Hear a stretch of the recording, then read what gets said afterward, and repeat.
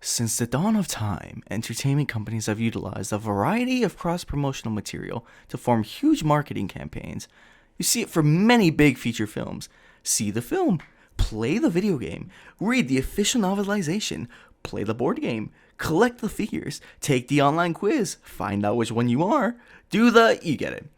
Video games based on movies have been the most common staple of this trend.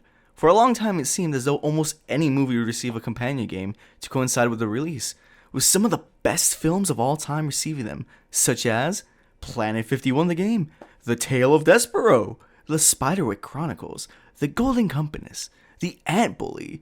What about the opposite end of that? You see, a film getting turned into a video game is common, but a video game getting turned into a film or television show? What a silly... Oh my goodness! So how did we get here? You see, at some point in the 20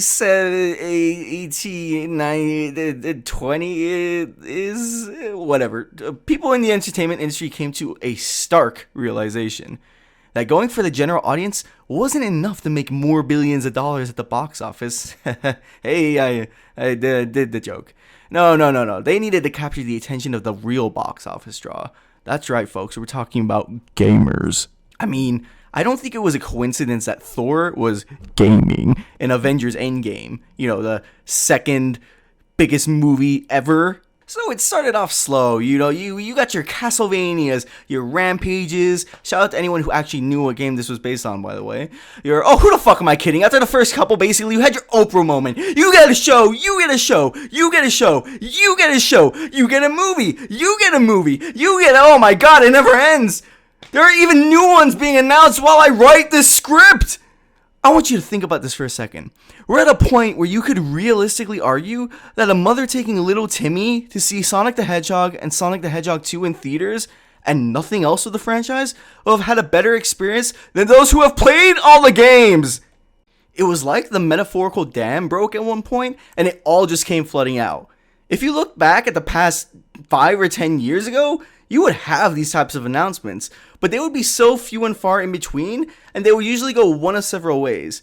They would either never actually come out, or they would be in development hell to the point where they are basically an entirely different product way longer after they were announced. Like remember when you would hear rumors about the mythical Halo TV series from years ago? The one that was being produced by Steven Spielberg? Well, that eventually came out, and it's a show.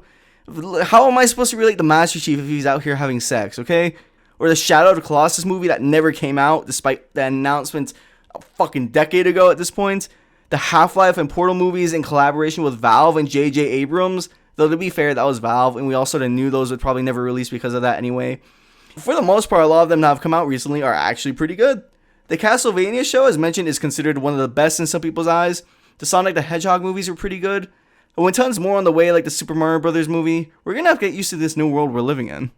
Babe, is something wrong? You've hardly touched your Gex smoothie. Nah, man, sorry, I can't hang out with you because I'm going with my family to see Ice Climbers, and then we're gonna go eat the Pokemon Cafe afterwards. What if we kissed under the rail train from Uncharted 2? It'll basically never end until we're living in the world from Ready Player One.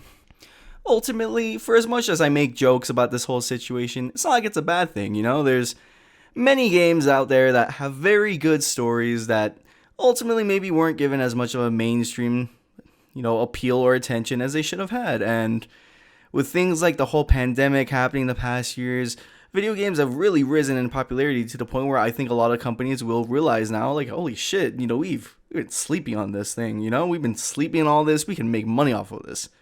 I'm sure they see a lot of dollar signs, but it's like that's ultimately a bad thing if you get a good product out of it, so